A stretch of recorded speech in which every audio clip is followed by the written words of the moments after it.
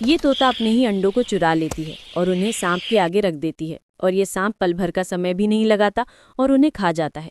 इधर तोता अपने खाली घोंसले में बैठकर सिर्फ रोती रहती है, क्योंकि ये सिलसिला कई महीनों से चल रहा था। एक दिन ये सांप 4 बच्चों को जन्म देता है, जिससे सांप को बहुत ज्यादा भूख लगती है। इधर तोता अपने घोंसले में सोई हुई थी। ये सांप भूख से तड़पता हुआ उस पेड़ पर चढ़ जाता है और तोता को अपना निवाला बना लेता है। तभी तोता पत्नी को खाने के लिए एक टमाटर लाता है, लेकिन घोंसले में उसी सांप को देखकर कबूतर की सांस से थम जाती हैं। और अब तोता के खून में बदले की भावना जाग उठती है, लेकिन वो अकेला कुछ नहीं कर सकता था। इसलिए मदद के लिए वो चील के पास जाता है। तोता चील को अपनी सारी घटना कह सुनाता है।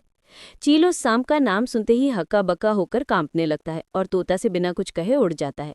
लेकिन तोता कुछ नहीं समझ पा रहा था और अपनी आखिरी उम्मीद लेकर जंगल के सहारे राजा बाघ के पास जाता है। जंगल का राजा बाघ तोता की ऐसी बातों को सुनकर अपने बीवी बच्चों को हमेशा के लिए जंगल छोड़कर भाग जाता है।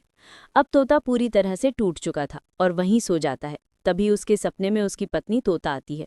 कहती है ये कोई साधारण सांप नहीं है, क्योंकि सांप के भेष में बैठा एक राक्षस है।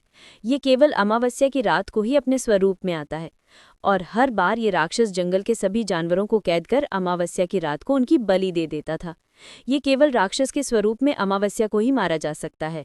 तोता की नींद खुलते ही उसकी आंखें चमक उठी, क्योंकि अगले ही दिन अमावस्या थी।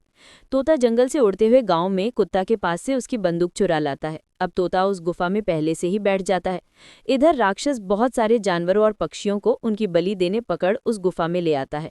अब तोता एक पल का समय भी खराब न करते हुए पूरी 6 की 6 गोलियां उसमें उतार देता है, जिससे राक्षस वहीं ढेर हो जाता है और पिंजरे में कैद सभी जानवरों को आजाद कर देता है। दोस्तों, तोता के लिए लाइक और